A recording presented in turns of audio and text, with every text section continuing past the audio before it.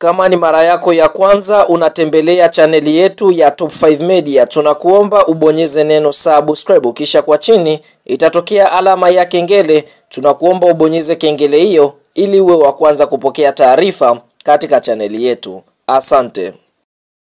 Mchezo mkubwa wa ligi kusoka Tanzania bara almaarufu kama NBC Premium League ambao tumetoka kutazama siku ya leo kutokea katika uwanja wa New Amani Complex uliopo visiwani Zanzibari ni mtanange wa mzunguko wa 30 ambapo mechi imeikutanisha klabu ya soka ya Yanga Sports Club dhidi ya kikosi cha timu ya soka ya Dodoma Jiji kutokea mkoani Dodoma, ambapo mchezo huu umeweza kumalizika kwa klabu ya soka Yanga Sports Club kuweza kufanikiwa kuibuka na ushindi mbele ya kikosi cha timu ya soka ya Dodoma Jiji. Kabla ya kuendelea mbali, kama ni mdau wa Yanga Sports Club umeweza kufurahishwa na ushindi ambao Yanga wameweza kupata dhidi ya kikosi cha timu ya soka ya Dodoma Jiji, like video yetu, alafu sasa tuende kwenye comment section katuambie kwa upande wako ni mchezaji gani ambaye ameweza kukosha leo katika mchezo huu ambao Yanga walikuwa wakicheza dhidi ya Dodoma Jiji. Fahamu katika kipindi cha kwanza klabu ya soka ya Yanga Sports Club walikuwa aggressive sana, kwa sababu tunashuhudia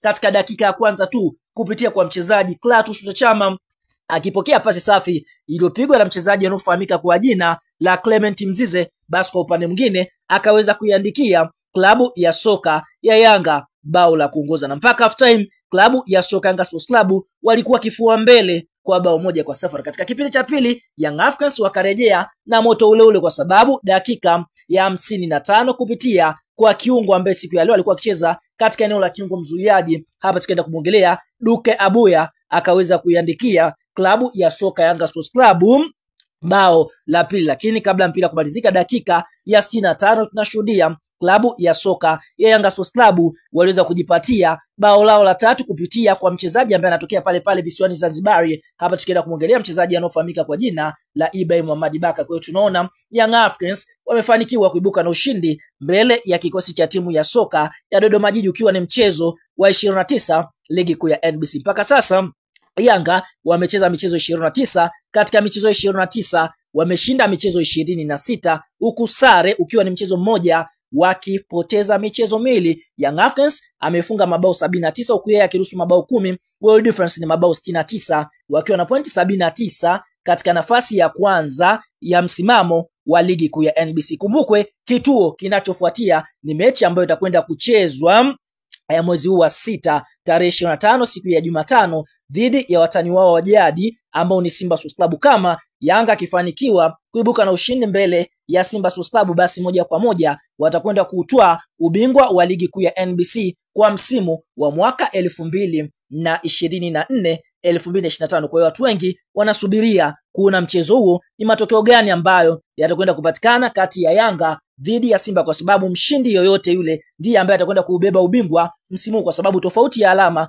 kati ya Yanga dhidi ya Simba ni tofauti ya alama moja, kwa sababu Yanga ana pointi 79 huku Simba yeye akiwa na alama 78. Kwa hiyo mechi inayofuatia ni mechi ya fainali, mshindi moja kwa moja atakwenda kubeba ubingwa wa ligi kuu ya NBC.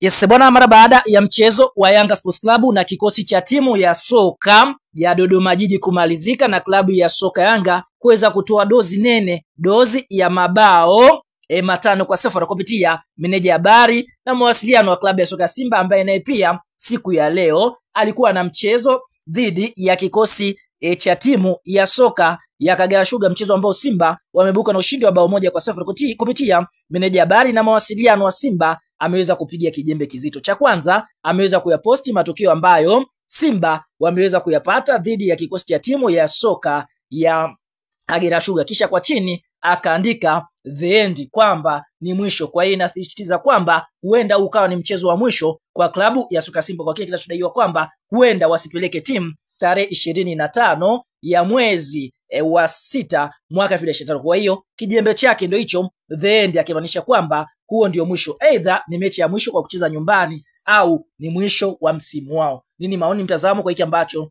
amekisema meneja habari na mawasiliano wa klabu ya soka Simba? Una nafasi ya kwenda eneo la comment na kushare nasi maoni yako.